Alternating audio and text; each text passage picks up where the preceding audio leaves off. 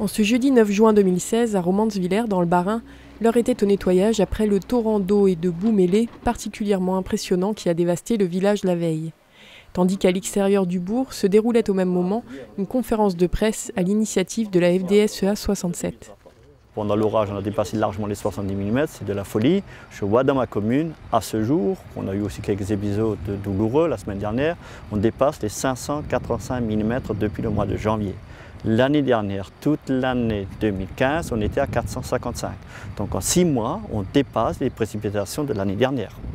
Et c'est ça aussi qui fait qu'aujourd'hui, comme je l'ai dit à un moment donné, les orages précoces qui sortent au niveau du printemps, quand les sols ne sont pas encore très secs, en été quand les sols sont très secs, ils absorbent beaucoup. Là, on a encore des sols très engorgés, en plus avec des pluies très fortes au printemps, qui fait qu'aucun sol, aucun mètre carré n'a retenu quoi que ce soit et tout est parti vers la commune de Romansvillers. La commune de Romansvillers se situe dans une cuvette en aval de la commune de Singrist, sur un bassin versant très marqué. L'écoulement de l'eau vers la commune a pris de court beaucoup de villageois, dont certains ont rapidement pointé du doigt l'agriculture environnante, et particulièrement la maïsiculture, en la désignant grande responsable de ces maux. Monoculture, ça n'existe pas en Alsace, j'accepte que le maïs, on en parle beaucoup. Alors si tout le monde parle maïs et parle pas de culture printemps, c'est parce que la presse ne connaît qu'un seul mot, c'est le maïs, je regrette, mais chaque fois dans le journal, au lieu de dire culture de printemps, parce que le maïs ou les autres cultures de printemps, c'est le même effet. C'est-à-dire les sols sont très peu couverts, au printemps, quand les orages arrivent, c'est là que la terre part facilement. Mais c'est le cas pour le tabac qu'on a besoin, c'est le cas pour les betteraves, c'est le cas pour le tournesol, c'est le cas pour le chou à choucroute, etc. Donc voilà, alors c'est facile parce que le maïs, on le voit ça, on met d'autres images avec, c'est très haut, mais ici dans ce secteur d'élevage, ici, alors là il faut arrêter. Ici, je pense qu'on tourne autour de 30-35% de la surface en maïs. Tout le reste, c'est des cultures d'hiver. Dans ce secteur, on fait encore du colza, on fait encore de l'orge, parce qu'il y a de l'élevage, qu'on fait du blé. Alors on peut accuser un certain nombre, mais pas ici. Ici, ce n'est pas acceptable qu'on parle de maïs. Alors il en faut du maïs, parce qu'il faut nourrir les animaux, parce que c'est une tête d'assolement, parce qu'il faut des rotations de culture. Mais ici, parler de monoculture, c'est des gens qui ne connaissent pas le terrain, qui ne connaissent pas la culture, ils ne savent pas de quoi ils parlent. Alors je peux comprendre qu'on est fâché quand on a de l'eau et de la boue dans sa cave, et puis comme toute la presse dit que c'est que à cause du maïs, mais je pense qu'il faut se mettre autour de la table, il faut qu'on regarde sérieusement. Mais ici, parler monoculture, inacceptable et c'est honteux, on ne peut pas l'accepter. Le monde agricole se dit solidaire des personnes ayant subi des dégâts, mais ne souhaite pas devenir le bouc émissaire d'un événement climatique majeur qui vient s'ajouter à une suite d'épisodes orageux localisés en ce printemps 2016. Honnêtement, quand on voit ce qui a marqué dans la presse, quand on voit la polémique qui est en train de monter, les agriculteurs n'ont même pas le courage de parler de leurs dégâts. Parce que je le dis, bien sûr, au niveau des maisons, c'est pas beau à voir. Un jour, les assurances vont prendre leur part de responsabilité. Tout ne sera jamais refait à neuf, ça ne sera jamais comme avant. Tous ceux qui ont été touchés vont avoir un certain nombre de pertes.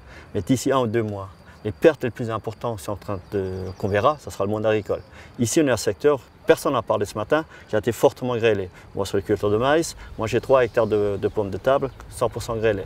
Plus rien. Voilà, personne n'en parle, mais voilà, vu ce qui se passe, vu la polémique, on n'ose même pas parler, mais ça va être dramatique le monde agricole. Et plus dramatique encore, c'est que l'affouragement pour un certain nombre d'animaux, voilà, quand il faut chercher de l'herbe, le foin, l'ensilage, rien n'est fait.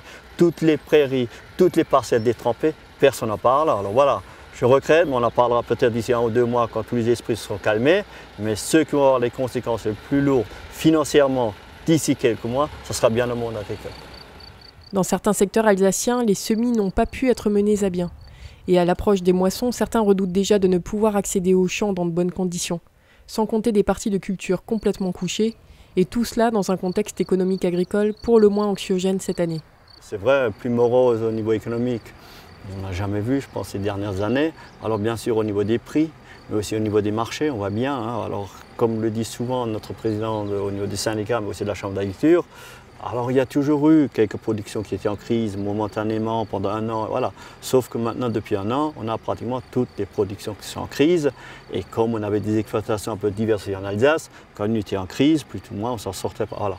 Mais cette année, quand on a le lait, quand on voit ce qui se passe au niveau des prix, quand on voit les céréales depuis 3 ans, des prix très bas, voilà, une année on peut accepter, mais pas 3 années de suite. Quand on voit les conditions climatiques, on a les asperges, etc., etc., c'est vrai.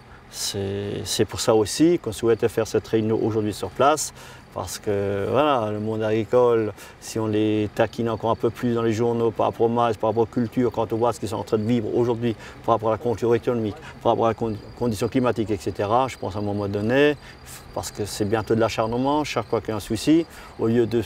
Personne n'a parlé d'aménagement, personne n'a parlé des maisons, des constructions, tout le monde a parlé des maïs et des cultures au niveau agricole. Donc je pense que c'était important qu'aujourd'hui on se retrouve pour que cet acharnement, qu'on leur explique, qu'on en est conscient, que c'est compliqué en ce moment. Voilà. Et puis je ne parle même pas du dossier de la viande, qui reste quand même un dossier extrêmement compliqué à ce jour pour notre département.